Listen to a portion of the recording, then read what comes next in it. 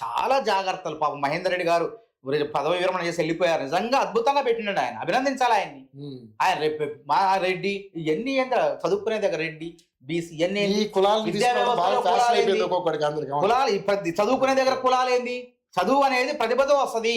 ఎవరు రిజర్వేషన్ లో వాళ్ళకి ఉద్యోగాలు వస్తాయి.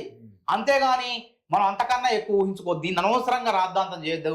నిరుద్యోగులు మనసుల్ని కలుషితం చేయొద్దని చెప్పి ఎవరైతే యూట్యూబ్ గొట్టాల్లో కూర్చొని మాట్లాడుతున్నారు, అనవసరంగా విష ప్రచారం చేస్తున్నారు. నేనేమంటున్నా, ముఖ్యమంత్రి గారు మీరు మీలాంటి కాదు. ఇప్పుడు మీరు నా వాయిస్ తీసుకున్నారండి, మీరేం చేస్తారు? ఒకరు ఆ వాయిస్ ని, ఎవరైతే అసంతృప్తులు ఉన్నారో వాళ్ళ వాయిస్ ని, ప్రభుత్వ వాయిస్ ని ఇట్లా మీరు తీసుకుంటారు. మీ దగ్గర ఎప్పుడు యోయో టీవీ అట్లా చేయలే, అట్లా కక్కుర్తి పడలే. ఎప్పుడు కూడా యోయో టీవీ నేను ఇప్పటి నుంచి కాదు ఎప్పటి నుంచి చూస్తాను కదా. యోయో టీవీ అనేది అన్ని వాయిస్ల్ని, అందరు ప్రభుత్వ వాదాన్ని, నిరుద్యోగుల వాదనలు, విద్యార్థుల వాదన తీసుకోవాలి. కానీ నిన్న కొంతమంది డిబేట్లు పెట్టారు. అదేంది? కేటీఆర్ ఏమన్నాడు గుర్తుపెట్టుకోండి, ఇక్కడ గుర్తు చేయాలి. కేటీఆర్, నేను 36 మెడికల్ కాలేజీలు కట్టిను, మేము 36 యూట్యూబ్ ఛానల్ పెట్టినట్లయితే మేము మళ్ళీ అధికారంలోకి వచ్చేవాళ్ళమే, మళ్ళీ పీక తినేవాళ్ళమే, ఈ రాష్ట్రాన్ని సర్వనాశనం చేసేవాళ్ళం, దోచుకునే వాళ్ళమే అని చెప్పి ఆయన అనుకోండి.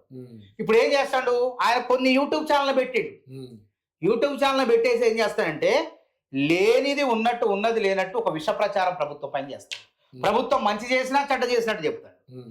ఒకవేళ చెడ్డ జరిగితే చూపి. ఇప్పుడు జర్నలిజం అంటే మీరు బొమ్మ బొరుసు, మంచి చెడు, మీరేం చేస్తారు? చెడును ప్రశ్నిస్తున్నారు, అది నిజం, అది దాన్ని మేము అభినందిస్తాం.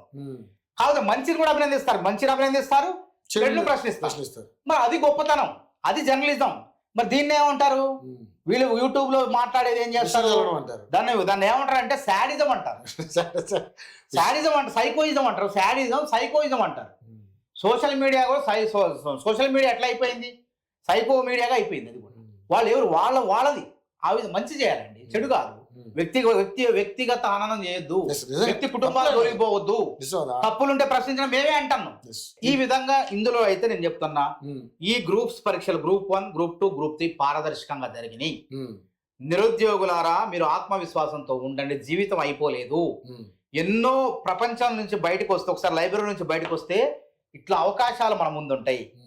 ఆ అవకాశాల్లో వాటి కోసం పాటుపడుతూ మన ప్రభుత్వ ఉద్యోగం కావాలి, నేను ప్రభుత్వ ఉద్యోగిని కావాలని కళ నెరవేర్చుకోవడం కోసం ప్రయత్నం చేయండి.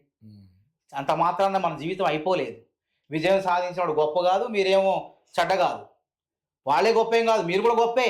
విజయం సాధించినవాడు కూడా, విజయం సాధించిన వాడికన్నా సాధించినవాడు కూడా గొప్పే. ఎవరు తెలివి వాళ్ళకే, అందరు తెలివి సమానంగా ఇచ్చాడు దేవుడు. కానీ ఆ తెలివి కోసం సమయం ఎవరు కేటాయించారో వాళ్ళకి ఉద్యోగాలు వస్తాయి. సివిల్స్ అయినా అంతే. 5 ఏళ్ళు తపస్సు చేస్తే ఐఏఎస్ కావచ్చు.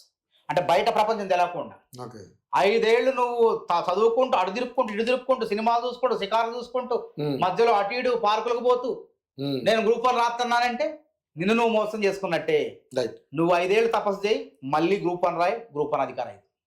500 ఉద్యోగాలు నాదే ఒక ఉద్యోగం చదువు, తప్పకుండా నువ్వు అది